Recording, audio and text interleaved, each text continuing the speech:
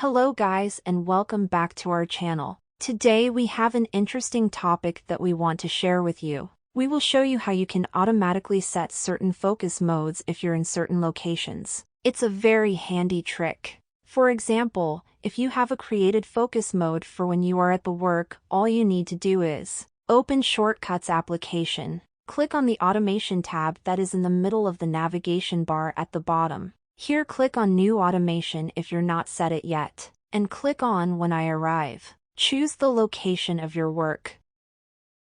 Make it run immediately. Click on Next. Now click on New Blank Automation and search for Focus Mode. Let's choose the Set Focus. Then let's change Focus Mode. Here it is set on Do Not Disturb, which is a default one, and here I will choose Work. And let's set this on, and let's choose Until I Leave. So once you leave this location, focus mode will turn off automatically. I hope you will like this trick because it will help you to stay focused and organized at your work or school. If you like this video, give it a thumbs up and subscribe for more content like this. See you in the next one.